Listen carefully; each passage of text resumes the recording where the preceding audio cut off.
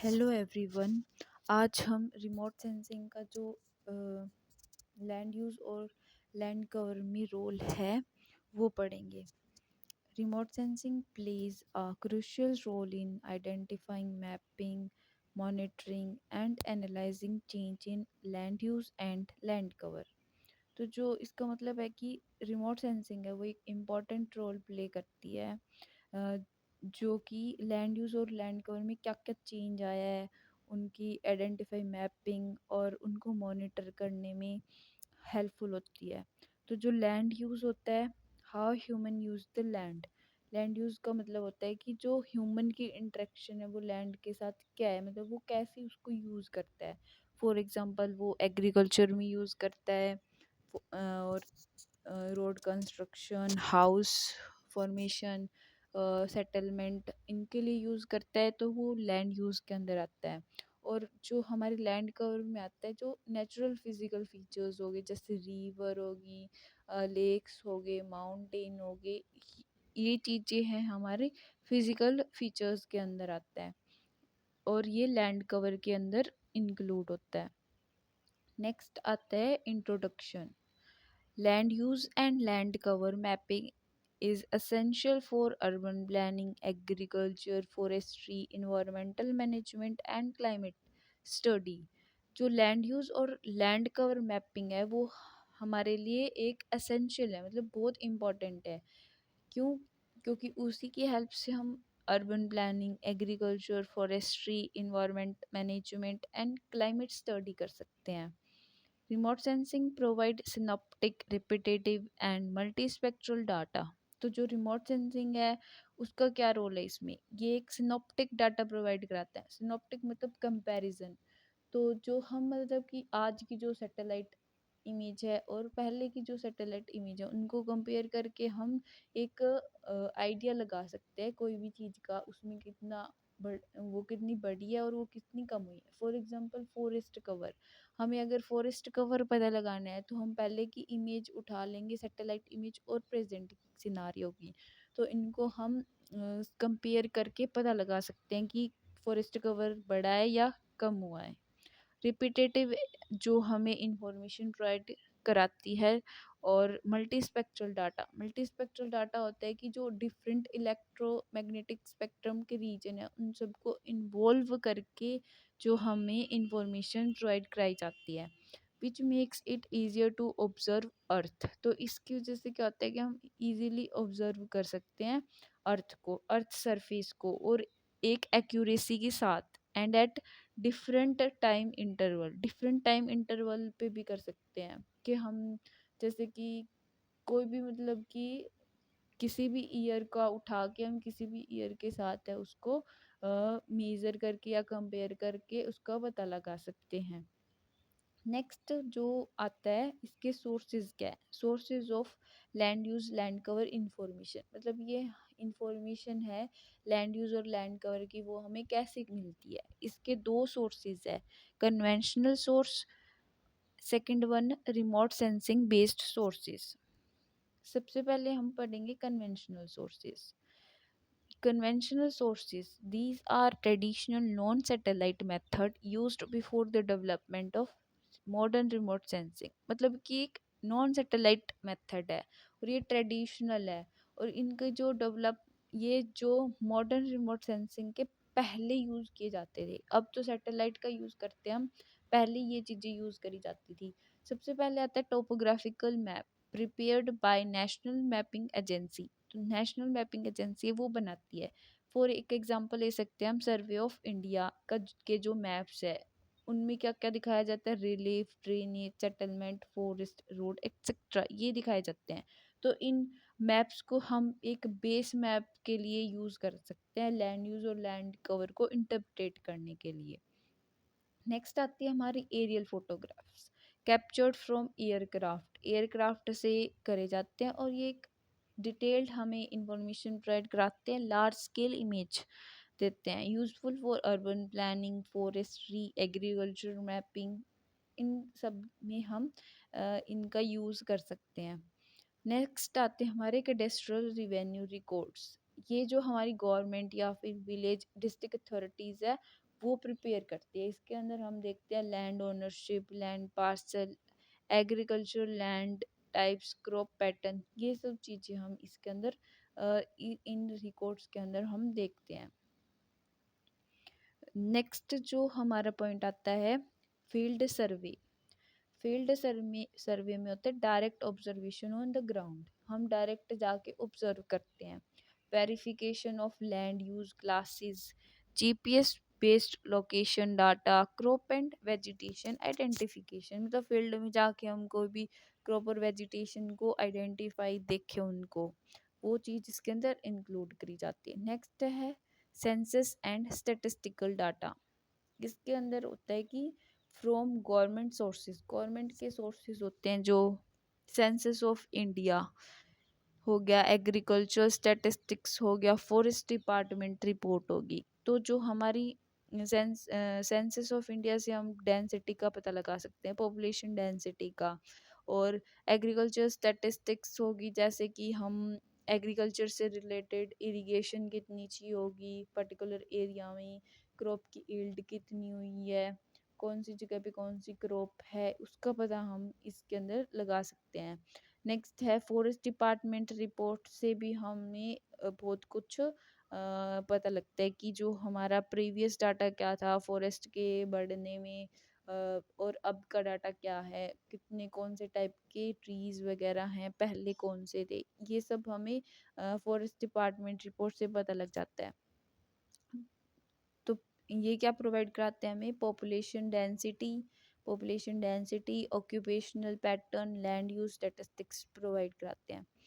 Next आते हैं हमारे हिस्टोरिकल मैप्स और डॉक्यूमेंट। इसमें क्या होता है कि जो हम ओल्ड टोपोग्राफिक जो मैप्स हो गए उनका यूज़ कर सकते हैं, सेटलमेंट मैप का करते हैं, कॉलोनियल लैंड यूज़ का, और old agriculture and forest report का यूज़ करके हम उनको लॉन्ग टर्म जो चेंजेस आए हैं उनको डिटेक्ट कर सकते हैं।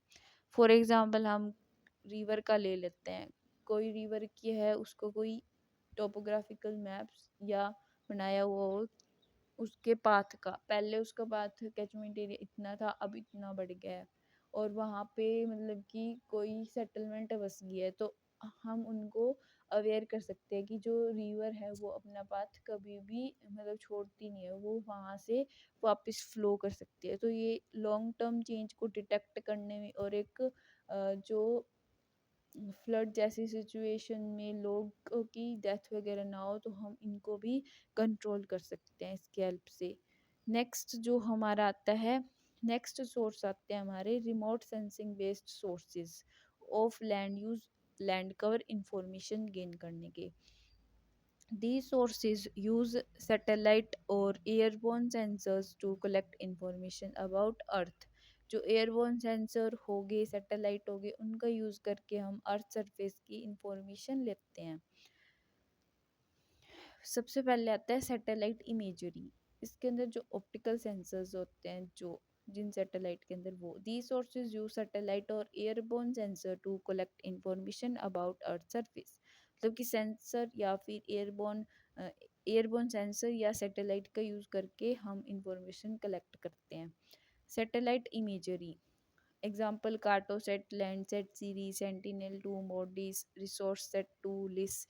जो ये प्रोवाइड क्या करते हैं, हमें मल्टी स्पेक्ट्रल डाटा प्रोवाइड करते हैं, large large area coverage, continuous monitoring करते रहते हैं, land use, land cover classification, जैसे कि फॉरेस्ट के बारे में, एग्रीकल्चर, अर्बन, वाटर, सबकी इंफॉर्मेशन प्रोवाइड कराते हैं हमें।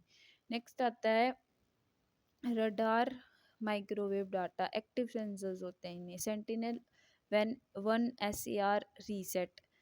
इनके एडवांटेज क्या है, कैन पेनिट्रेट क्लाउड, क्लाउड को पेनिट्रेट कर सकते हैं, useful in flood mapping, wetland, soil moisture, forest structure, इनके अंदर ये हेल्पफुल होते हैं। फिर आता है हमारी hyper spectral imagery. Hyper spectral imagery के जो एग्जांपल है, जैसे कि हाइपरियन, AVIRIS, जो प्रोवाइड करते हैं हमें डिटेल स्पेक्ट्रल इंफॉर्मेशन प्रोवाइड करते हैं, useful for vegetation type mapping, soil classification, mineral का क्लासिफिकेशन, इनके इंफॉर्मेशन प्रोवाइड करने में हेल्पफुल है। फिर आता है ड्रोन रिमोट सेंसिंग। इसके अंदर क्या होता है कि जो ये एक हाई रिजोल्यूशन इमेज प्रोवाइड करते हैं हमें, local scale land use land cover mapping भी देते हैं, useful for pre season agriculture and urban planning. GIS database from remote sensing, इसका एग्जांपल है जैसे NRSC Bhuvan land use land cover data, USGS earth explorer. इनसे क्या होता है कि हम डिजिटल जो लैंड कवर लैंड यूज का मैप ले सकते हैं, टाइम सीरीज एनालाइज कर सकते हैं, इंटीग्रेशन विद GIS लेयर। फिर आता है benefits of remote sensing in land use land cover. Large area को कवर करते हैं ये, मतलब सैटेलाइट्स से हम एक लार्ज एरिया को कवर करके उसकी इंफॉर्मेशन ले सकते हैं। मल्टी टेम्पोरल डाटा बताते हैं, मतलब चेंजेस आते रहते हैं ना, उनको ये टाइम के साथ बताते रहते हैं। मल्टी स्पेक्ट्रल इंफॉर्मेशन प्रोवाइड कराते हैं, जैसे कि डिफरेंट लैंड जो कवर टाइप्स है वो रिफ्लेक्ट और ऑब्जर्व करते हैं लाइट को डिफरेंटली। अलोइंग एक्यूरेट क्लासिफिकेशन, मतलब एक्यूरेसी के साथ क्लासिफिकेशन बताते हैं। कॉस्ट इफेक्टिव होते हैं। फ्रीक्वेंट अपडेट्स देते हैं, जैसे फ्लड से रिलेटेड हो गया, और भी कोई बहुत सारी मतलब नेचुरल हजार्ड्स होते हैं उनसे रिलेटेड भी हम सैटेलाइट के थ्रू पता लगा सकते हैं। एसेस टू अनअसेसेबल एरियाज जैसे माउंटेन्स, और फ्लड के टाइम पे भी हम इनसे मतलब कि इनसे हमें हेल्पफुल होती है ये। हाई स्पेशियल रिजोल्यूशन प्रोवाइड कराते हैं, consistent and uniform data, rapid data acquisition, integration with GIS, long term archive availability, मतलब कि जो हम लॉन्ग टर्म जो पहले की जैसे पास्ट में सैटेलाइट्स इमेज है, उनका यूज़ करके हम प्रेजेंट सिनारियो में उनको मेज़र करके इंफॉर्मेशन ले सकते हैं, चेंजेस जो डिटेक्ट कर सकते हैं और इनको स्टोर करके रख सकते हैं। नेक्स्ट है useful for planning and management, जैसे कि फॉर एग्जांपल कोई कोई ऐसी जगह है जहाँ पे हर साल फ्लड वगैरह आती है, तो हम सैटेलाइट इमेज से उस एरिया को मतलब कि जान सकते हैं कि भाई इस एरिया में फ्लड आती है, तो हम उस एरिया का मतलब पहले से ही प्लानिंग और उसकी मैनेजमेंट कर सकते हैं इजीली। नेक्स्ट आता है evolution of remote sensing in land use land cover.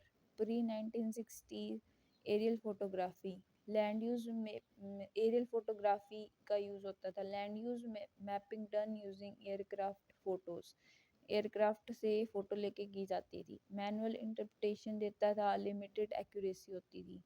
फिर 1960 से 1972 अर्ली सैटेलाइट आई, TIROS Nimbus, first space based images, very coarse resolution, limited land use land cover, मतलब कि फर्स्ट स्पेस बेस्ड सैटेलाइट आई थी, और फर्स्ट कोर्स रेजोल्यूशन मतलब limited resolution था, इतना अच्छा रेजोल्यूशन नहीं था, लिमिटेड इंफॉर्मेशन दी थी, डिटेल्ड नहीं थी, लिमिटेड यूज़ हुआ था इसका लैंड यूज लैंड कवर में।